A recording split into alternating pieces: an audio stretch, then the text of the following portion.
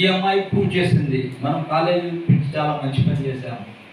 చూడండి, విధి విధి ఫేట్ డెస్టినీ ఆమెకు చిన్న చూపు చూసింది. ఒకవైపు ఇది మంచి ఈ సంతోషకరమైన వార్త ఇచ్చిన తర్వాత కొన్ని రోజుల్లోనే ఆవిడ హస్బెండ్ ఆయన హార్ట్ అటాక్ వచ్చి చనిపోయారు. సో వాళ్ళది పెద్ద ఆస్తిని సాధించాలి, ఏం చేయాలనుకుంటున్నాము అంటే నేను చదివి ఐఏఎస్ కావాలనుకుంటున్నాను అనే జవాబు ఇచ్చింది ఆ ఇంటర్వ్యూలో. కానీ నాకు ఆ వార్త కూడా మళ్ళీ శ్రీనివాసులు గారి ఆంధ్రజ్యోతి పేపర్లో అది కూడా వేశారు. అది చదివిన తర్వాత నాకు చాలా ఫీల్ అయింది, ఇంకా ఈ అమ్మాయికి అని ఆలోచన ఉండగా గత రంజాన్ నెలలో మా ఫ్రెండు, ఆయన పేరు రామాయణం శ్యామ్ సుందర్,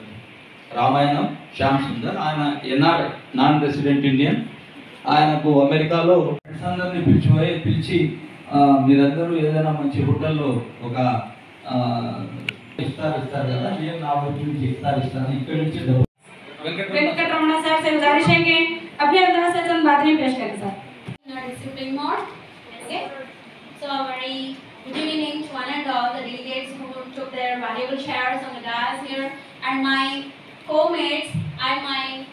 మా అందరికి చాలా సంతోషంగా ఉంది ఆ అభ్యర్థి అంత దాంతో పాటు కూడా మా కరీంనగర్ సార్ కృషి చాలా ఉంది. ప్రతి ఒక్కరు ఏదైనా కానీ శారీరక శ్రమని అందిస్తారు, కానీ సార్ ఫైనాన్షియల్గా కూడా ఈ కాలేజీ ఈ సంస్థని కాపాడడానికి ఎంత ఖర్చు పెట్టారు, ఏం डैश पे तशरीफ फरमाए तमाम.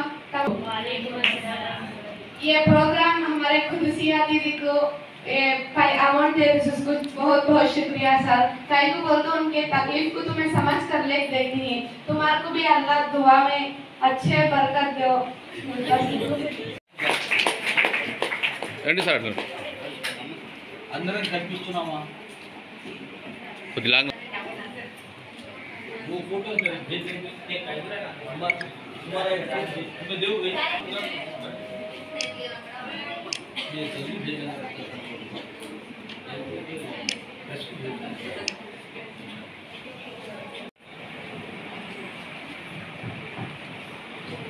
डैश पर तशरीफ फरमाए हमारे प्रिंसिपल साहब और सर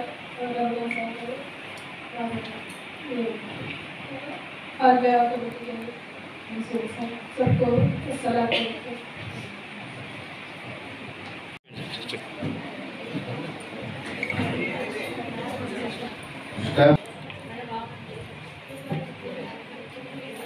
ప్రజలందరికీ అస్సలాము అలైకుం. ఈరోజు ఇక్కడ నంద్యాల గవర్నమెంట్ జూనియర్ కాలేజీలో ఇక్కడ గత సంవత్సరము మంచి మార్కులతో పాస్ అయిన తబస్సుమ్ అనే అమ్మాయికి ఒక ఎన్ఆర్ఐ ఎవరైతే మా ఫ్రెండ్ రామాయణం శ్యామ్ సుందర్ అనే ఆయన ఆవిడ గాథ విని ఇన్స్పైర్ అయ్యి ఆవిడకు హెల్ప్ చేయాలనే ఒక ఉద్దేశంతో ఆయన అమెరికా నుంచి ఒక 25,000 రూపాయలు పంపించారు. ఆ డబ్బును మేము ఆయన స్నేహితులుగా ఇక్కడ ప్రిన్సిపల్ గారి సమక్షంలో వాళ్ళ స్టాఫ్ పిల్లల సమక్షంలో ఆ అమ్మాయిని పిలిచి ఇక్కడ ఇస్తున్నాము. ఇక్కడ ముఖ్యంగా గమనించాల్సింది, బీద విద్యార్థులు ఎవరైతే ఉన్నారో మీరు చదువులు చాలించవద్దు. కేవలం చదువు మాత్రమే మన జీవితాలను మారుస్తుంది. కాబట్టి ఎటువంటి పరిస్థితుల్లో మనం చదువుకోవాలి, మనకు అల్లాహ్ తాలా ఏదో ఒక వైపు నుంచి మనకు సహాయం ఈ విధంగా పంపిస్తాడు. ఈవిడది చిన్న దీనగాథ ఉంది. ఈ అమ్మాయి తాను 2007లో 10th చేసింది. 10th చేసిన తర్వాత ఆ అమ్మాయికి అన్ని చోట్ల జరిగినట్లే ఆ అమ్మాయికి కూడా తల్లిదండ్రులు పెళ్లి చేసేసారు. పెళ్లి చేసిన తర్వాత 5 మంది పిల్లలు కూడా కలిగారు ఆ అమ్మాయికి. తన భర్త ఆటో డ్రైవర్గా ఉంటున్నాడు. అయితే ఆయన తాను చదువుకోలేదు కాబట్టి తన భార్యను చదివించాలనే ఒక ఉద్దేశంతో ప్రిన్సిపల్ గారిని కలిసి ఇక్కడ అడ్మిషన్ ఇప్పించాడు 2023లో. ఇప్పిస్తే ఆవిడ వాళ్ళు అనుకోకుండా ప్రిన్సిపల్ కానీ స్టాఫ్ కానీ అనుకోలేదు అంత మంచి మార్కులు టాపర్ వస్తుంది అమ్మాయి అని. కానీ విధి వక్రీకరించి ఆయన తబస్సుమ్ గారి భర్త మహబూబ్ బాషా ఒక బైక్ మెకానిక్. ఆయన చనిపోయారు హార్ట్ అటాక్ వచ్చి. సో ఈ విషాద వార్త మేము ఆంధ్రజ్యోతి విలేకరి శ్రీనివాసులు గారు తన పత్రికలో ఈ విషయాన్ని 2 సార్లు ప్రింట్ చేయడం జరిగింది. ఈ విధంగా భర్త ప్రోత్సాహంతో చదువుకుంటున్న చదువుల తల్లి అని ఒకసారి, రెండవసారి విధి వక్రీకరించి ఈమె భర్త చనిపోయారని. ఈ విషాదాంతాలు మేము పేపర్లో చూసిన తర్వాత ఆల్ మేవాల్ ద్వారా మా ఫ్రెండ్ను అడగడం జరిగింది, శ్యామ్ సుందర్ గారిని. ఆయన ఏదైతే ఈరోజు ఒక 25,000 చెక్కు పంపించారో అది ఆయనకు ప్రిన్సిపల్ గారు, ఆ తర్వాత తబస్సుము వీళ్ళందరూ ధన్యవాదాలు తెలుపుకుంటున్నారు శ్యామ్ గారు. విద్యార్థినులు ముఖ్యంగా ఇస్లాంలో ఉన్నటువంటి మహమ్మదీయ విద్యార్థులు చదువును అర్ధాంతరంగా ఆపేస్తున్నారు. దాతలు ఎవరైనా అవకాశం ఉన్న వాళ్ళు ఇస్తుంటారు కాబట్టి మీరు నిరుత్సాహపడకుండా మీ చదువులను, పై చదువులకు ప్రభుత్వం కూడా కొంత ప్రోత్సాహిస్తుంది. మైనారిటీ స్కాలర్షిప్స్ అనేవి ఉన్నాయి. మీరు పై చదువులకు పోయే కొద్దీ మీరు మీ ర్యాంక్స్ని బట్టే మీకు డొనేట్ చేయడం జరుగుతుంది. కాబట్టి మీరేం నిరుత్సాహపడకుండా మీరు పై చదువులకు చదువుకోండి.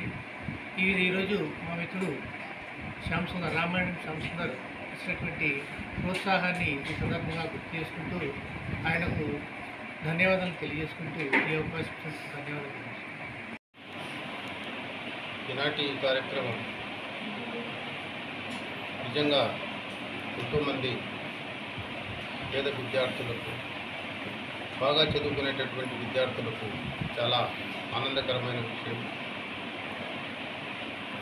ఒక విషయము ప్రధానంగా ఏమిటంటే ప్రతి ఒక్క విద్యార్థులు చదువును నిర్లక్ష్యం చేయకుండా మీ పని మీరు చేసుకుంటూ చక్కగా చదువుకుంటే మీకు రావాల్సినటువంటి అన్ని ప్రోత్సాహకాలు అది ప్రభుత్వం నుంచి కానీ ప్రభుత్వేతర సంస్థల నుంచి కానీ వస్తాయి.